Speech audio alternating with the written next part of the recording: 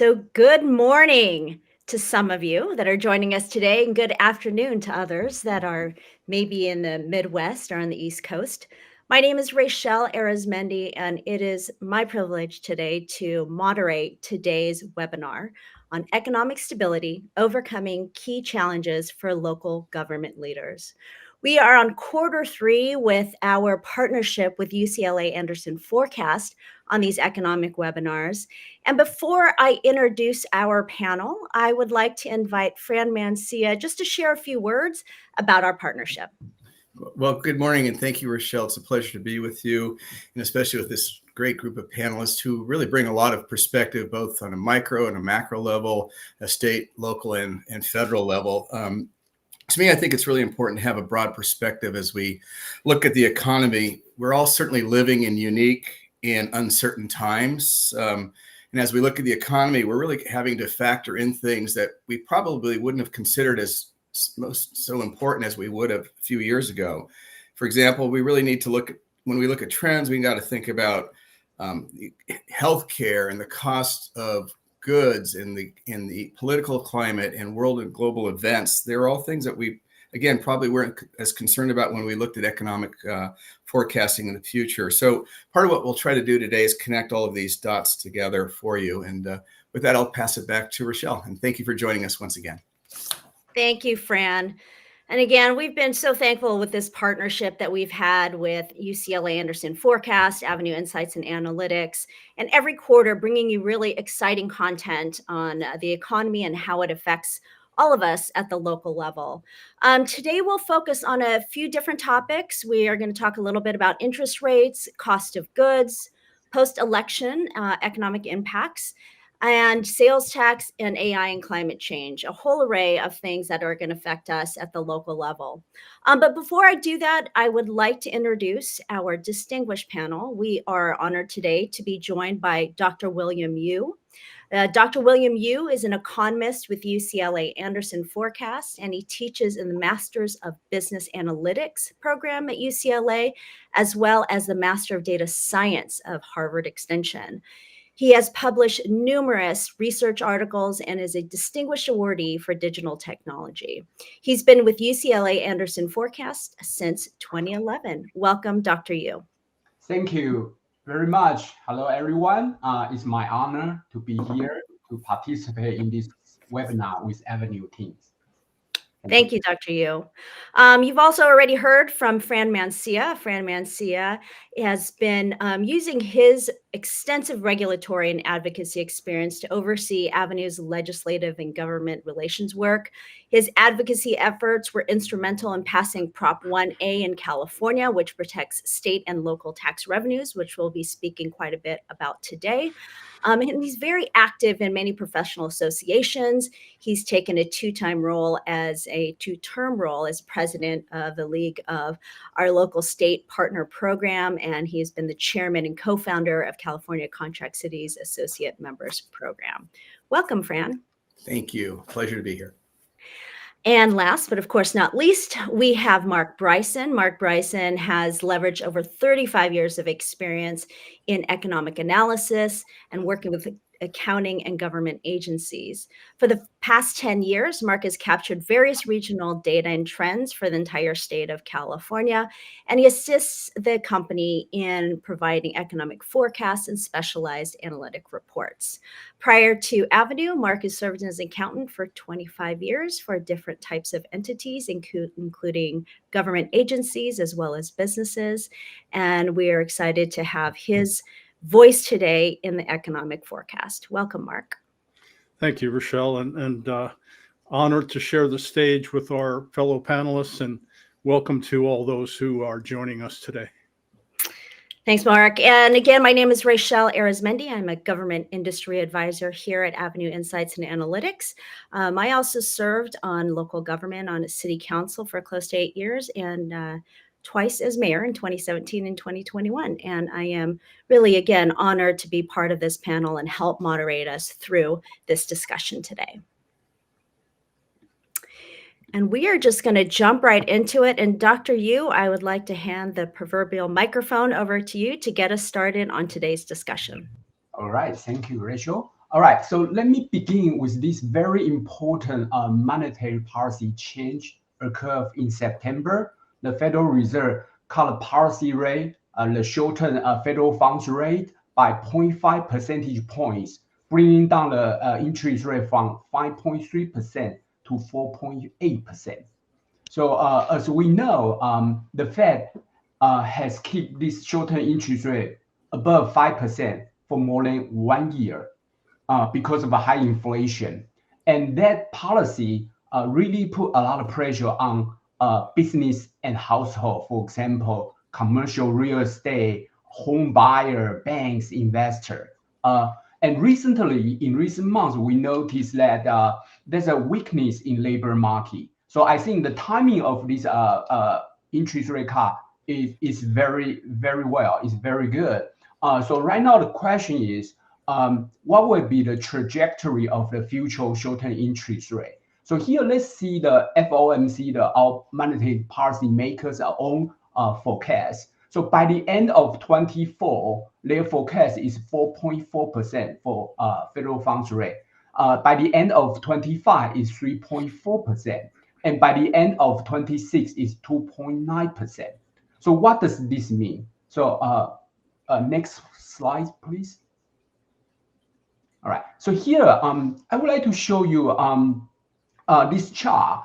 This is so-called real interest rate, real short-term interest rate. So basically, I use a very simple way to calculate that, which is the nominal interest rate minus the past year's inflation rate. So look at the history. Usually, we can find the short-term real interest rate, which is the true cost of borrowing money. Usually it fluctuates around, you can say about 1% to 3%, all right? So sometimes it is below this kind of range, sometimes it is above this range. So what will happen? So when the interest rate, real interest rate is low, you're gonna see this easy money will fuel inflation or maybe asset price bubble. And when the interest rate, real interest rate is very high, it will kind of put a pressure on real economic activity, and sometimes we will see recession. So here, if you can take a look at this orange circle, in the 70s, we had this not only low interest rate, but negative real interest rate.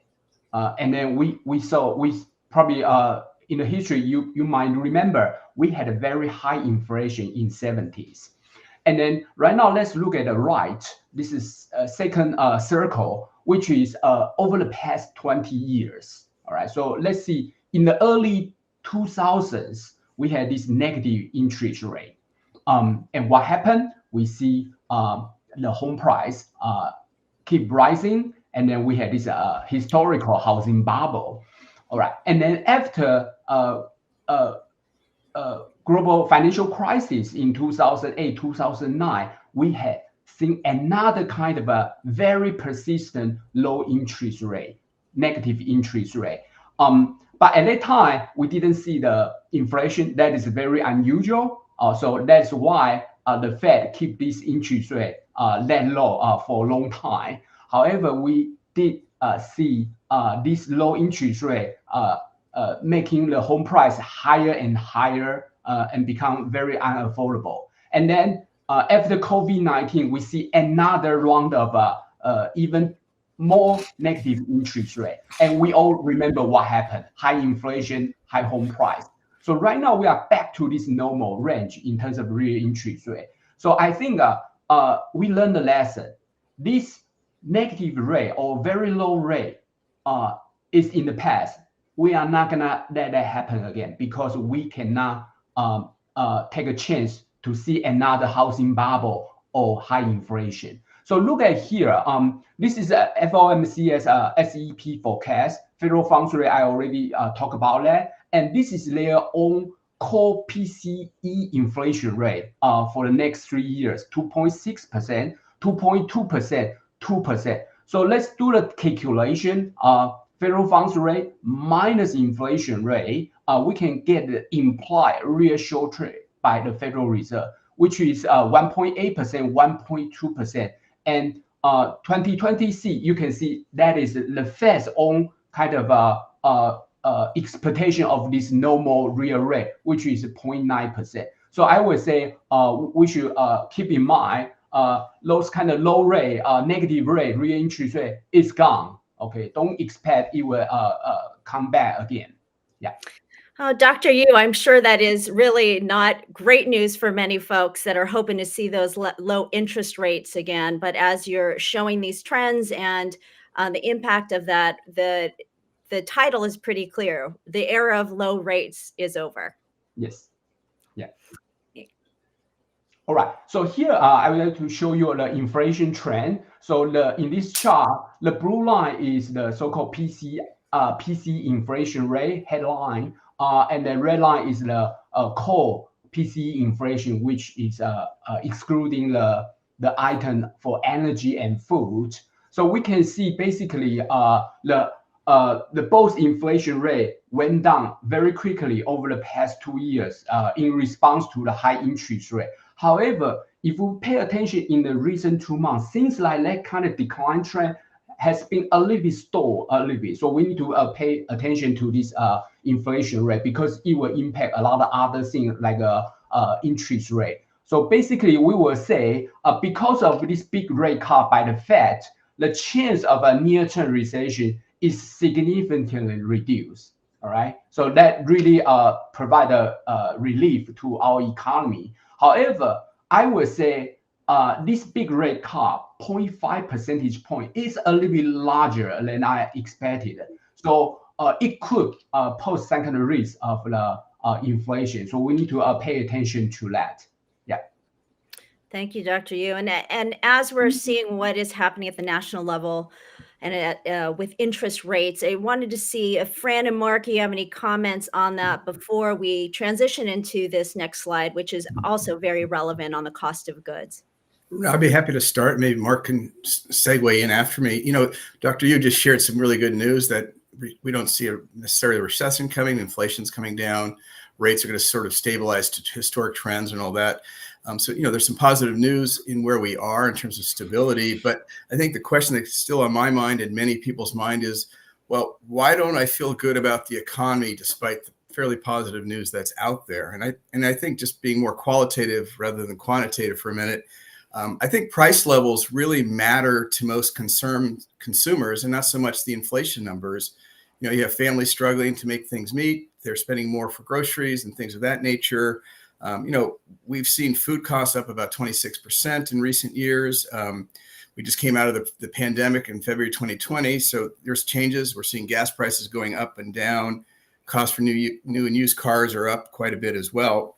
So I think over time, these price swings and increases that have been steady for consumer, you know, household goods and food, really have weighed on people, and especially in, again, the low and mid income areas. So I think this sentimental feeling is, you know, maybe things are looking better, but I'm not feeling that in my pocket. And I think that's something we have to think about. And it may take some time for people to shake off the weariness that they may have from what we've gone through in the last few years. And maybe I can kick it back to Mark for your thoughts. A little less qualitative, perhaps, than me. No, just Fran, you touched on it, which is you mentioned low and middle income people. I think, you know, wages have actually risen along with prices, but the problem is they haven't risen equally for everyone. And so you have two groups of people, one who's doing just fine because their wages rose, you know, in accordance with prices. But then you have another group whose wages have not risen as much as prices have risen. And those are the people, I think, that are feeling the pinch. Does that make sense to you, Dr. Yu? Yes. Yeah, very much. Totally agree. Yeah, and I think maybe just to add to it, you know, our research areas like hospitality and leisure are doing very well. Healthcare, technology and science, those areas are really doing well. I think kind of comes down to a lot of it is if you have really good skills or trades, I think those areas may have improved more so than some other areas, just to give a little extra detail to that. And I'll just contribute a bit to this discussion also. Although we did not include slides on this, we have been talking about this in a lot of our economic panels that we've been participating is really in the cost of housing. So you have cost of goods that remain high, you have cost of housing, cost of renting continues to increase, and we'll touch a little bit about this at the end of the session, but as it relates to climate change and utilities. So you have utilities that are high, goods that are high, housing and rent. And so in as much as we're seeing positive news or somewhat optimistic news on the national level as it relates to the economy and inflation and possibly a no recession, there definitely is a lot of discussion amongst people and communities as to what it feels like individually or in families and communities, as Fran had shared.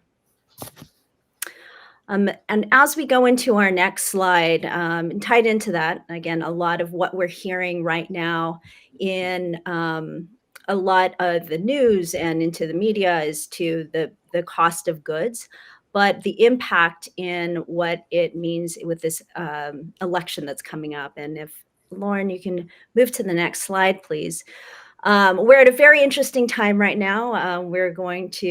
This webinar is happening days before the election, and we're looking not just what's happening at the national level, which is going to be extremely important, but what does that mean also for states? What does it mean for your local counties and your cities and local governments? So we're seeing policy shifts at all levels of government. And although we do not have a magic ball at this time, there are some things we can anticipate. And I'd like to invite Fran to maybe to lead us off in this discussion. Sure. As Rochelle said, many of us know there's elections coming up next week on Tuesday. And I think, a lot of the attention certainly has been on the presidential race, but there's a lot of very interesting races in the U.S. Senate, the U.S. Congress, and then at the state level, whether it's a gubernatorial race or more than likely state senators, assemblymen / House members. I think the general idea is we all know it's going to be very, very close, irrespective of how these elections go. There will not be large swings of power from one party to the other. Yes, at the federal level, it's possible that the U.S. Senate will go from a Democratic majority to a Republican majority, but it will be a majority of one or two members. Similarly, in the Congress, it may shift to the Democrats from the Republicans, and in either way, it will be a very, very split House as well. So what does that really mean? The federal level first, it means there won't be a lot of change. The likelihood of one party taking control of the Senate, the House, and the presidential office is unlikely. I think that there'll likely be a split in some fascination amongst the three, which means there won't be a broad legislative change in the coming year. I think we'll see a lot more of the same. It'll be harder to build consensus for sweeping a change. So that's number one. And as we come down to the state level, we're going to, in most states, I think it's going to stay very similar. We're not going to see large shifts from one party having control to another. Using California, for example, it has a super Democratic majority. There'll be some members terming out and going away, but they'll be replaced by people from the same party. And we see that in other states. Texas, you might see a Republican member not running again, but being filled by that spot too. So the difference at the state level in many states is we have term limits. So in California, about 70% of the members will have 4 years or less experience going forward. So is that a lot of institutional knowledge may go away? So is that a good or a bad thing? I think that's subject to perspective. Whereas in the House and the Congress at the U.S. level, there are no term limits, so people may continue to run. So you'll likely see more of the same. I think two things that are interesting that are being proposed by the presidential candidates that we should touch on for a little bit is the Democratic candidate is talking about housing incentives, perhaps dollars for down payments for first-time buyers and others. So then the question is, will that be helpful or will that increase prices? I think a lot of the details will be seen. The Republican contender is proposing tariffs on goods being imported into the country. So is that a good or bad thing? Will that increase costs of those goods coming in and therefore potentially have an impact on inflation? So there are a lot of unanswered, and what will be the end result is hard to know. But what I do know is we're going to have a very divided state and federal levels. At the local levels, I think it's a little bit more bipartisan, and that's going to vary from location to location. So a lot of this will unfold for us, but I think there's certainly a lot of tension around these elections, and hopefully things will sort themselves out in a positive way once we get through next Tuesday. And Mark or Dr. Yu, would you like to comment on this at all? Yes, let me begin with this impact on tariff. So I think a lot of people are concerned about that. So let me just use some kind of very basic back of envelope calculation. Because like the slides I show you, PCE inflation, this is so-called personal consumption expenditure. Last year, we spent about $18 trillion on all the consumption goods. So, and 70% or 69% is about services, and 30% is about goods. And some of the goods we import from foreign countries. So I calculate the imports goods from the rest of the world. Last year is about $3.1 trillion. So basically, the imports good eventually it might mostly go to the consumer. It might go to kind of a producer. But anyway, we can say it accounts about 17% of our consumption spending. So that means, for example, if Trump becomes president and he imposes, this is hypothetical, he imposed 10% tariff for all the countries. So what does that mean? It translates to 70% of this spending allocation. So that would be 1.7% increase of the price. And we are not sure that would be just one-time increase or it will have some kind of a ripple effect for the following years. But I would say just using the back of the envelope calculation, it will raise the inflation rate on that year by 1.7 percentage point. But we need to know, like what we had seen in 2018, in 2019, when we posed the tariff on Chinese import goods, we didn't see a higher inflation. That is because when we talk about this kind of analysis, is keeping other factors fixed. But usually we see a lot of things will change at the same time. Some policy might bring down the inflation. Some policy might bring up the inflation. So there's a lot of uncertainty over there. Thank you, Dr. Yu. Mark, did you want to comment on anything? Just briefly, I looked at two different sources this morning that said that politicians running for office keep about between 60 and 70% of their promises. So the question will be, which ones will they keep and which ones will they not keep? And so I don't even want to speculate, but thank you, Dr. Yu, for putting some numbers to the whole tariff scenario. I appreciate that. And Mark, that's interesting that somebody actually calculated the percentage of promises that are kept. And I do have one comment on the election, but Mark, I didn't want to cut you off there. No, go ahead. So two comments on the post-election economic impacts. Two things that I was thinking about with my local elected former hat on. I'm always concerned about unfunded mandates and what we see that's going on at whatever state that you're in or county and how that impacts you at the city level, at the town level, at the village level. There are policies that are sometimes put in place and there is no dollars behind it. And so the question is always, how do you meet these mandates, comply with them without the funding that's attached to them? So that's one thing that I know I always keep my eye out for. The second piece of this, and I know we'll talk about it, and I already see a sales tax revenue slide that's up, but a lot of cities that we're seeing in California, and this might be what you're seeing in other states also, depending on how your structures are for taxes, but with a limited stream of revenue that's coming into cities and to local governments, where can you make up those dollars, whether it's unfunded mandates, whether it's additional projects you want to work on, or just to even close that deficit gap? So what I'm seeing here when I'm working with a lot of cities is they're trying to identify, how do we produce additional revenue streams? How do you find them? How do we maximize the taxes that are due to our cities?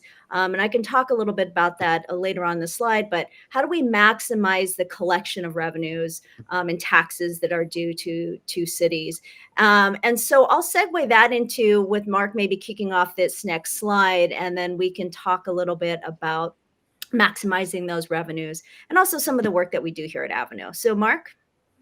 Thank you, Rochelle. We properly went along with the Fed's prediction of a soft landing, but we landed in a little bit different place than where we took off from. And that place has some headwinds to growth in sales tax revenues. And some of them we knew about and anticipated properly, like the high costs of housing in California. And that's the area of the country that I analyze sales tax for. We know that we have high costs of property and casualty insurance. Some of that's related to the increased number of natural disasters we're dealing with. Then we have the high cost of groceries, which we just discussed. Those are mostly non-taxable in California. So we anticipated all those, but this chart shows a trend that we really didn't anticipate in our earlier forecast, which is a strong trend for more growth in consumption of services than goods. In California, tangible personal property is what's taxable, so goods, stuff, as opposed to services.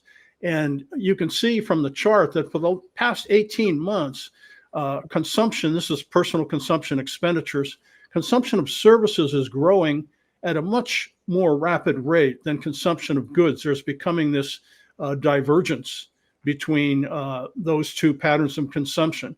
And this is a problem for sales tax. And in terms of the near term, if you look at the Purchasing Managers Index for the next quarter, I also looked at Deloitte's holiday shopping outlook, and both of those point to, in the fourth quarter, this trend continuing. So this is a problem that maybe even at the state level in California, they're going to have to look at sales tax laws and say, well, maybe it's time for a change in terms of just taxing goods. The other trend, if I may, that I did not anticipate the much hotter temperatures we had this summer compared to last year in 2024, compared to 2023. It was in June and July in California, it was actually 5 degrees hotter on average. And there's roughly a 3% increase in electricity demand for every degree. So that's like a 15% increase in demand for electricity in June and July, along with an average price increase of about 8%. So that's a 23% increase for residents and businesses and government agencies to cool their premises in June and July of 24 compared to 2023. So that's another thing we didn't anticipate.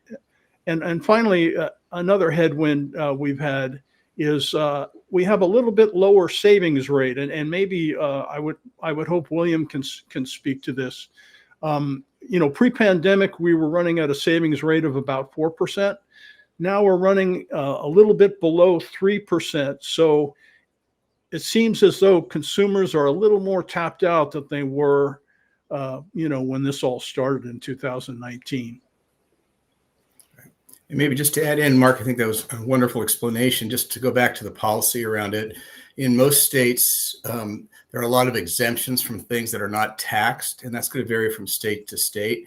A lot of those stay on the books and may be archaic, but they stay there. So the taxable base is getting smaller and smaller just because of older statutes and regulations in place. And to Rochelle's point earlier, unfunded mandates, a lot of mandates that are on the books in states may not be relevant anymore, but they are rarely taken off the books. So in California, for example, at the local tax level, there's about $3.2 billion of annual tax money that is exempt from tax. Now, of course, a lot of that is just certainly makes sense for food, healthcare products, things of that nature, essentials of life. But there's a lot of things that are exempt that probably should not be. In our analysis in other states, it's very much the case. So that's number one.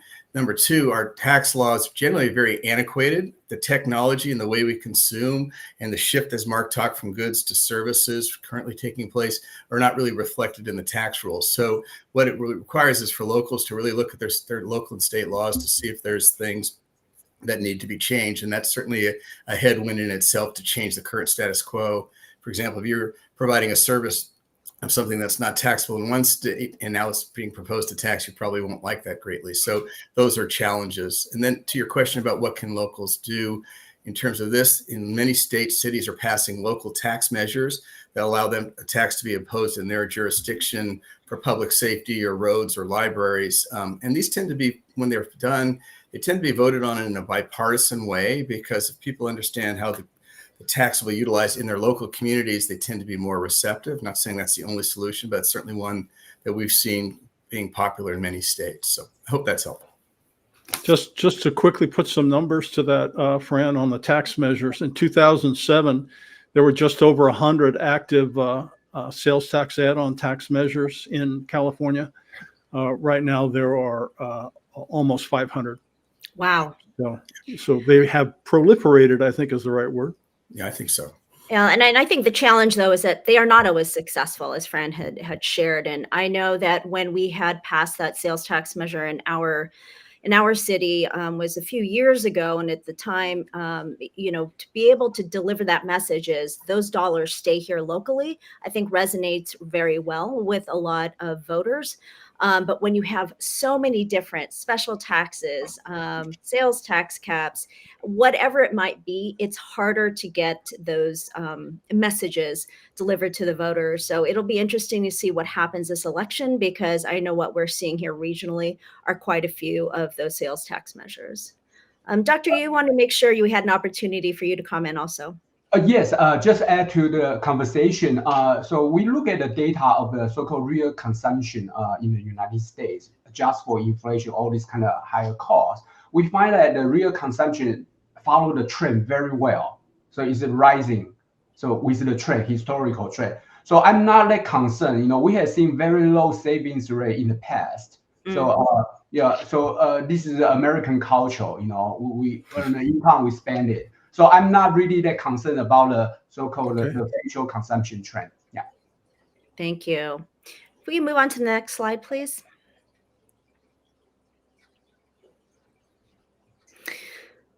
Okay, so why didn't high rates bring down the housing prices? So we are talking a little bit about housing today. And Dr. Yu, did you want to kick us off on this one? Yes, totally. So here we talk about why the housing is so unaffordable. So here, let's look at this chart on the left. So this is the whole United States nation. The home price adjust for inflation. So I call it real home price index. All right, and we can see it is in this rising trend, but also with a lot of fluctuation up and down. My colleague, Professor Ed Lima, say this in his paper: housing cycle is business cycle. So indeed, it's very true. So what happened is why we had this kind of business cycle, housing cycle, because we see usually we will have some kind of high rising home price, and then it result in a high inflation, high asset price, and then the Fed came in to raise the interest rate, and then we see this kind of adjustment every single time. So what happened is the question is, didn't we have this kind of interest rate high over the past 2-3 years, and then why didn't we see the huge home price adjustment? So what happened is usually in the history, so it plays some kind of equilibrium. So when the home price was very high, the Fed raised the interest rate, so home price declined, right? So even with a high interest rate, high mortgage rate, because of the low home price, so home buyer can afford this home price. But that was not the case this time. So what's going on? So on the right, let me show you this. So this blue line is the annualized housing supply by unit, including multifamily, single family. So we can see it is fluctuating up and down. So if you see this light blue dash line, that is like a historical average. So basically we can see historical average, American produced 1.5 million units of housing. All right, and you say, why is that? Because we noticed that we probably have 2.5 to 3 million population increase on average over the past century because of the low infertility rate. So here, let's look at this rectangle, purple rectangle. So what happened is we had this kind of very dynamic housing cycle. So in a good time, we have seen this so-called over-investment in housing sector. So developer produce much more than 1.5 million housing unit. For example, you can see sometimes it surpass 2 million, 2.2 million, something like that. And then what happened is since the Great Recession, since the housing bubble crash, so did you see that green rectangle area? Actually, we had a historical underinvestment in housing, all right? And then in 2022, 2023, with this high interest rate, we see a little bit adjustment from those kind of overinvestment right after the COVID recession. So what happened is you probably already heard that right now we are in the serious shortage of housing supply. All right. So what happened in the past is during the boom time, high home price, high oversupply of the housing. So when the interest rate raised, and we see this kind of adjustment. But because this time we had a fundamental shortage of a housing supply, so we didn't see the home price decline. So that's why I believe high rates did not bring down the home price, because of this historical imbalance of the housing supply. Yeah. Shall we go into the next slide, please?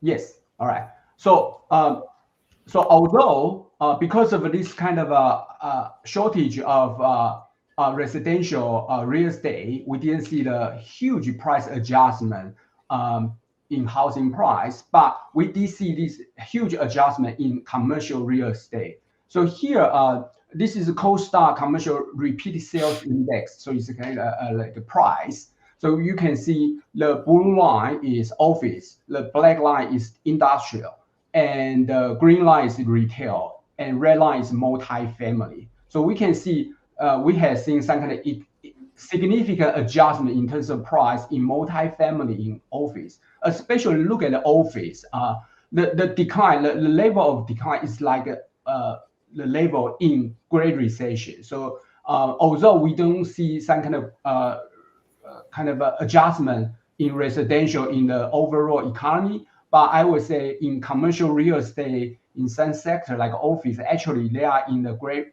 Recession level. I would say multifamily is just kind of adjustment for those kind of over investment, over supply, so it would be fine. But office market, I would say, given all the situation happening right now, it might already approach the bottom. So that is the good news. Right. Yeah, the price declined a lot, so it might approach the bottom. Maybe just to jump in for a moment, just on the office side, I think for local governments, as you look at your property tax streams of revenue, that is the one to be most concerned about, because if offices are empty, the owners are likely to apply for reassessments, meaning bring assessment of the value down. So that could have an impact on local revenues over some time. And if that trend continues down, I think that's where the most concern would be from a property tax perspective. You know, our analysis of the residentials is pretty stable. I mean, obviously prices are still healthy wherever you go, but that definitely is a concern for local property tax revenues on the commercial side, the office side. I don't think we have a permanent problem in commercial real estate, because I was reading recently that ultra high net worth individuals right now, guess what they're heavily investing in? Right. Commercial real estate. Right. So in the long term, this is going to be a market adjustment. Right now, as Dr. Yu said, it's like a recession for commercial real estate, but buy low, sell high, right? So if these very rich people are investing in it, clearly it's not something that's going to continue to be of low value. At some point, they think the market's coming back. Yeah, as a former boss of mine, whose name was Sam Zell, he was a very large commercial real estate owner of the Chicago White Sox at one time. He used to say, if you know what the downside is going to do, the upside will always take care of itself. But I am still concerned about some short-term impacts for commercial revenues, for property tax. So great comments from all you guys. Dr. Yu, I'm just curious. I see that industrial line is pretty much matching that of multifamily. I was just wondering if you had any commentary on that. I'm not concerned. I'm not worried about industrial at all. Why? Because we might see some kind of a dramatic change. Actually, it already happening. In our government, in our even economics, academics, we always see this so-called industrial policy not so good, right? But we have seen this kind of change, because of the competition from, for example, China.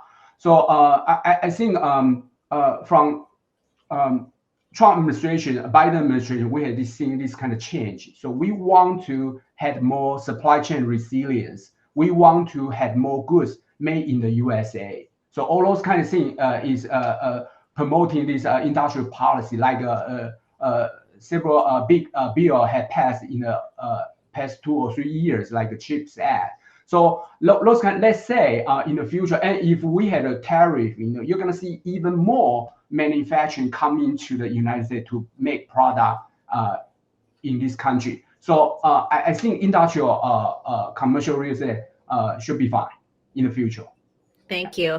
And that actually might be somewhat of a segue into our next topic, as you're talking about manufacturing, industrial. But what some of our big unknowns, and I think these two items continue to be discussion at all levels of public policy, of government, of just focus in society, is artificial intelligence and climate change. Although there are big unknowns, we are talking amongst ourselves, and I'm sure as economists are speaking amongst themselves, what does this mean for us in the economy when it comes to artificial intelligence and climate change? So if we can go to the next slide, please.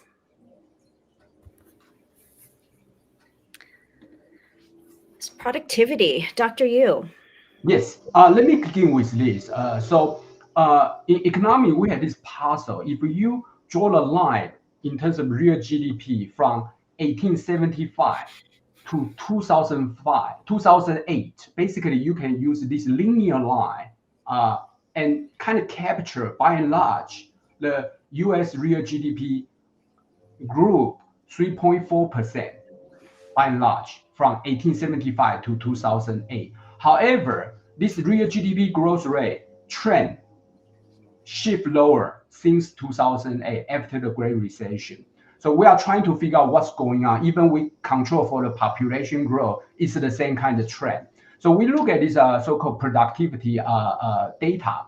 And in this chart, I show you this total factor productivity index. So basically, total factor productivity is like the ratio of the real output to all the inputs we put in production. So we can see this index is since 1987. So we can see only few sectors in the United States boost the productivity over the past 3 decades.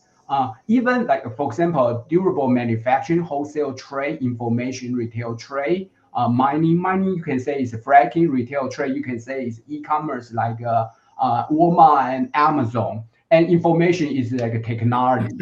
And durable manufacturing, I think, is heavily embedded in the globalization and automation. So basically, we have seen this kind of few sector driving the productivity growth.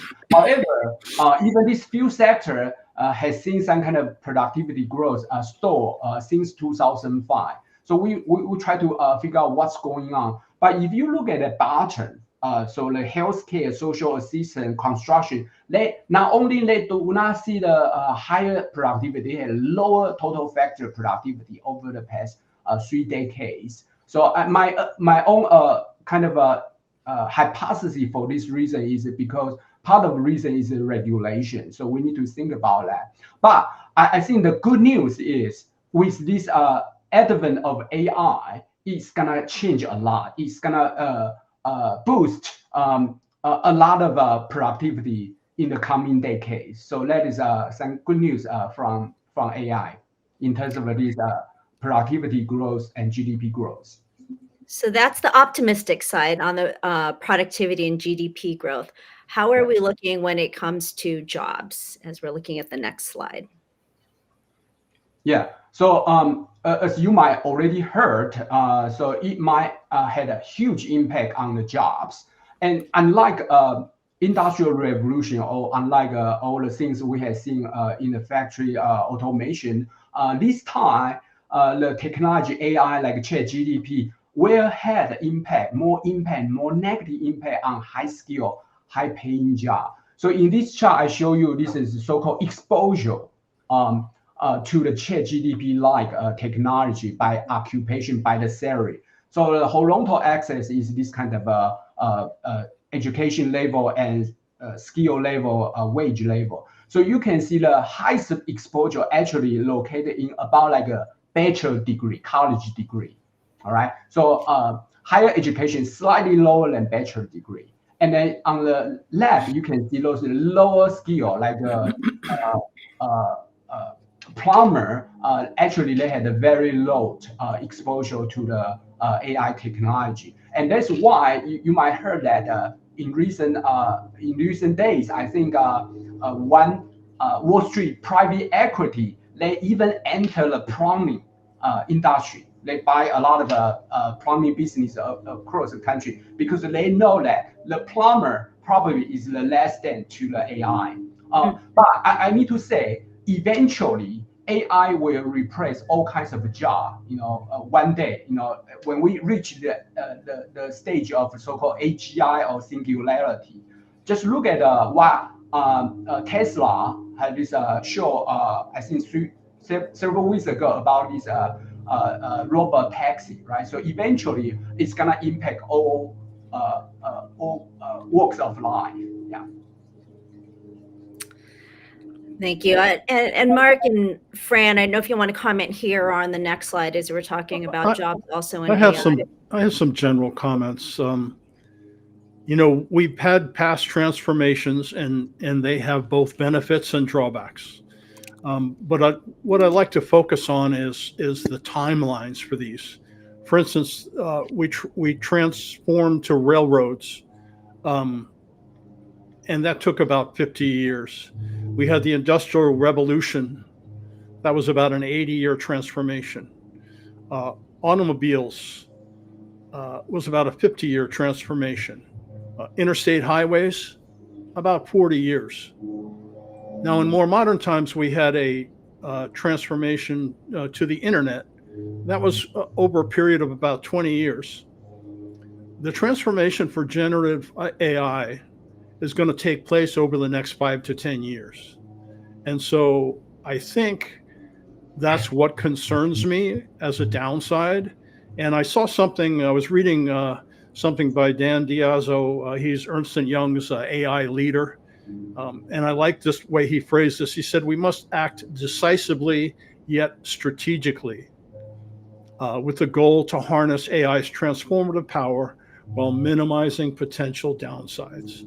And that's really what I'm thinking. This is going to happen very fast. It's going to happen faster than all these other big transformations that we've seen.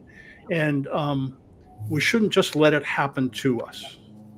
Yeah, and just to add in, just taking a different perspective of it, I do spend a lot of my time in higher education, serving with the University of California in a variety of roles. One of the conversations we've been having around this is there will be more competition for these high-skilled, high-paying jobs, and especially as Dr. Yu and Mark has described, we're going to see fewer and fewer of those potentially. But I think the other area that's really going to be important, and a lot of decisions for young people in particular, may be perhaps high education, or may not be the course, but skills and trades. There's going to be a lot of technical positions and trade positions that will need human involvement. And so we may see some shifting there, but I think competition for young people will be higher. And it's not necessarily always going to be in getting that higher education, but those trades and skills may become more valuable over time, because some of those things may be more difficult for AI to replace, such as the plumbing that Dr. Yu talked about. So things to think about as we look forward. Thank you. And our next slide is an interesting slide that we have used before, but planning for transitions and to see what most common jobs are by state across the country. And Mark, if you wanted to chime in here first and lead us off, and we can also add commentary. Well, one of the things we're seeing is autonomous vehicles, and Google has Waymo. They have taxis that are out there on the streets right now in California. But one of the things that is actually even more economical, because actually those autonomous taxis are quite expensive. It's actually cheaper to have a human just drive you. But when it comes to trucking, then the economies of scale are much better.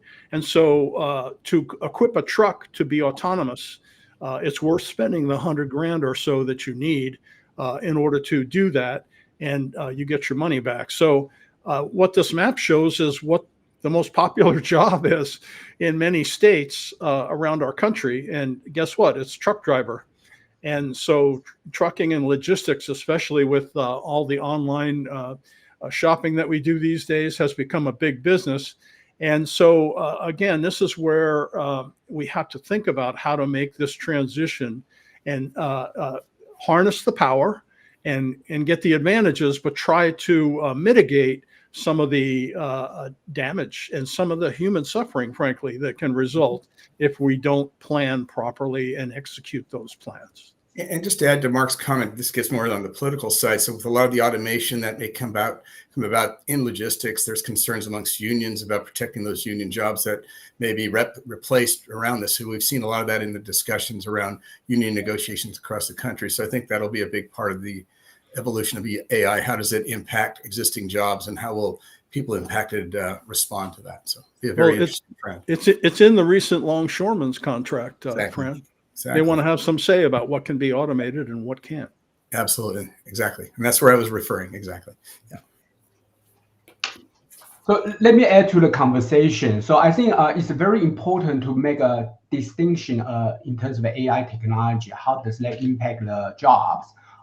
If we use AI to complement labor, or we call it labor augmentation, I think that is fantastic. That is great. It will enhance the labor productivity. It will eventually lead to a higher wage, higher GDP, higher productivity. But if we use AI to replace, to substitute labor, or sometimes we call it 100% automation, that will really lead to even higher productivity. So it would be tempting for corporations to do more if they could. They do this so-called labor substitution, but it will bring a lot of higher social costs to our economy. So we need to really think about how to make a decision. So in this chart, there's actually a lot of position in some state about the school teacher. So I think this is good. We don't want to have an AI or robot to totally replace school teacher, because that would be unthinkable. But we do can imagine a beautiful picture. So the school teacher can use the AI to help them to teach the kids with different kind of need and demand. So I would say there's a downside risk, but also there's a lot of upside risk as well. Yeah. Great. Thank you, Dr. Yu. And as we close out the big unknown, climate change was the last item that we wanted to provide commentary on. So let's see, Frank or Mark, would you like to start us off on this one? Maybe I can go quick and pass it to Mark. I think Mark covered on a key part of this earlier when he talked about the increases in temperature and therefore the increased amount of money that people have to spend to cool in the summer or to heat in the winter. I think the key comes down to everyone only has so much revenue to spend, and a lot of this may be spent on these types of things rather than other taxable services. In California, utilities are taxed, so that's good for cities that have that type of tax, and that's going to vary from place to place. But I think the more we have to spend on these type of things, whether it's individual or a business, that's going to have less money available for other types of things that may impact the economy. And I think the science is showing that this is a trend that's continuing forward unless some big changes come our way. But I'll pass it back to Mark. Well, I did talk about this earlier. One thing I didn't mention, though, is that all that extra electricity demand, about 34% of that in California is generated by burning fossil fuel.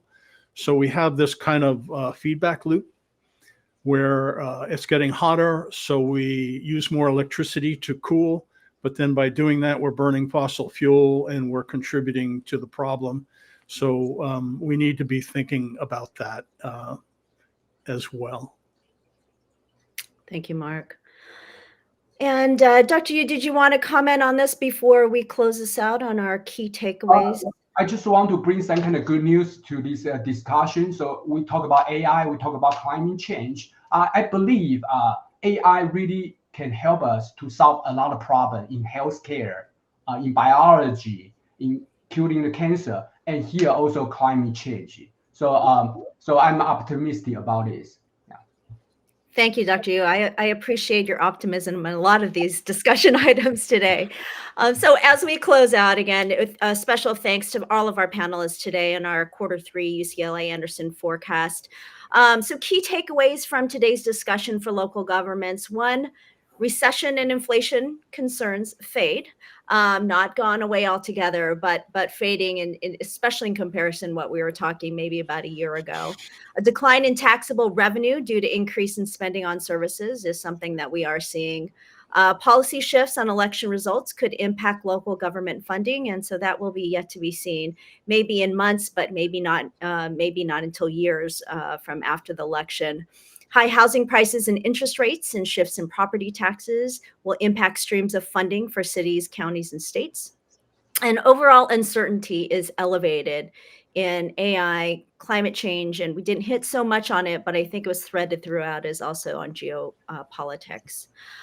So with that, we do have some questions that were posed by some of our attendees. Thank you to those of you. We may not be able to get to all of them, but special thanks to City of Ada in Oklahoma. We had Country Clubs Hills in Illinois and a town in Georgia for contributing some of these questions. I'm going to try and consolidate these so we can address them.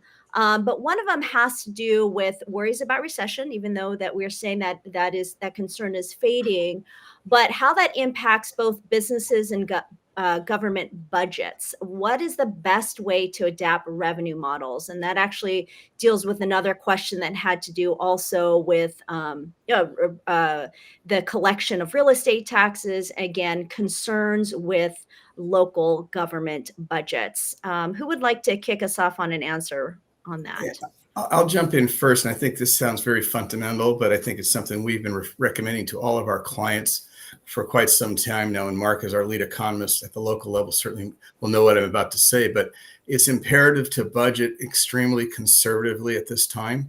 I think what we've covered today is there's a lot of uncertainty out there, whether it's the numerics, the politics, the climate, the shortage of goods and services, potentially some of these disruptions, that focusing very, very conservatively in your numbers is important. I also think it's really important to look at these qualitative factors as much as the quantitative and have ongoing discussions. Part of our service here is meeting with cities and counties and special districts on a quarterly basis to go through economic forecasts. And we incorporate the information from UCLA and from our own team. And we also, yes, Mark uses AI in some of his analytics in part of our modeling. So it's a tool we're currently using. But to have those conversations amongst yourselves and to really look at your budget on a regular basis. In the past years, cities would look at it mostly around budget time, but now these questions about inflation, recession are becoming more prevalent. So having those dialogues and being extremely conservative to me are very, very important. And I certainly pass it back to Mark and Dr. Yu for further thoughts. I would just say more of the same, Fran.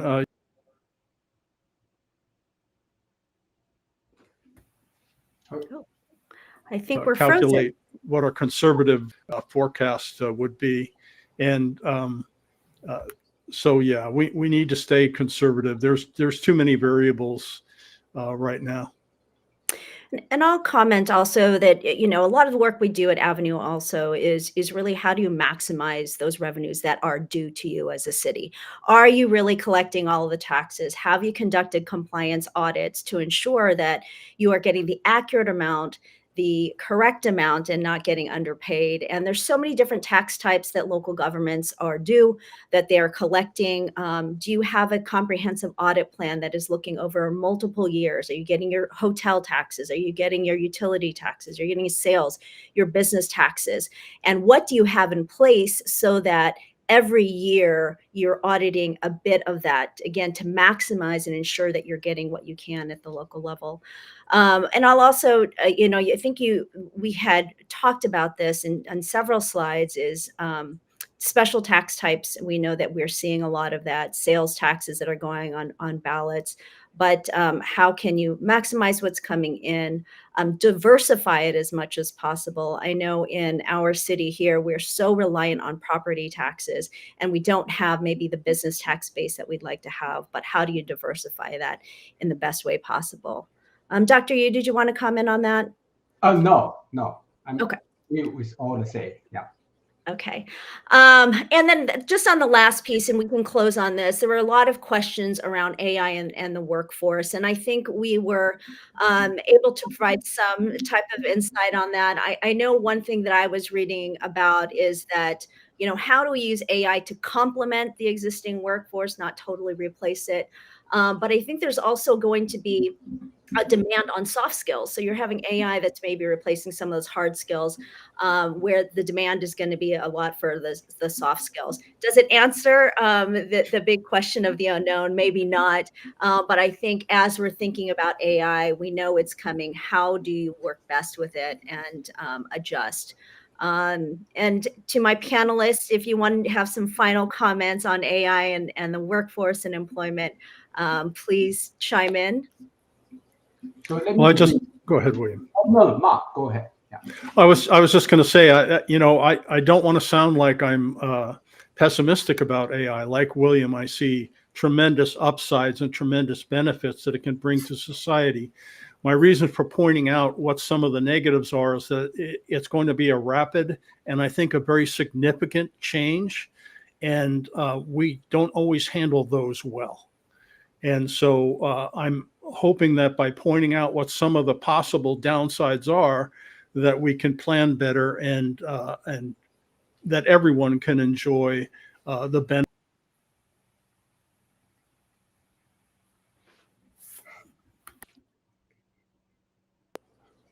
Thank you, Mark. I think we just lost at the end there, but thank you for that comment. Dr. Yu? So yeah, let me add to, I agree with what has been said.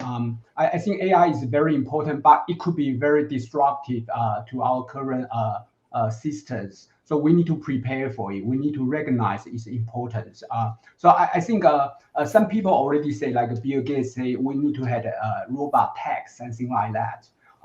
So some people say the universal basic income. So maybe one day in the future, we really need to think about it, had some kind of open dialogue of that. I think some people even say actually it's not universal basic income, it's universal high income. Because based on some kind of estimation, if one day when we reach the AGI, our real GDP growth rate could reach 20%, above like the current 2%. So that is very good.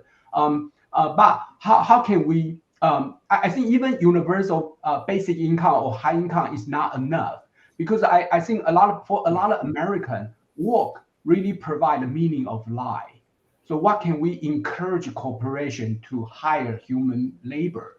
So I think right now in our system, in the federal tax system, is we need to pay payroll tax, right? So maybe we can think about in the future, when we have enough tax revenue with this AI technology, we can switch the payroll tax to payroll credit. So that means if business corporation hire more labor, they will have a tax incentive to do so. So that is something we can think about in the future. Yeah. Well, thank you, Dr. Yu. I think that is a lot to think about for the future. And so with that, I want to thank all of you again for joining us today. We're thrilled that you're able to be part of our Q3 economic stability discussion on the economic forecast. And again, special thanks to Dr. Yu, Fran Mancia, and Mark Bryson for being part of this panelist today. If you have any questions, feel free to reach out. We look forward to our next session, Q4, and have a fantastic rest of the day.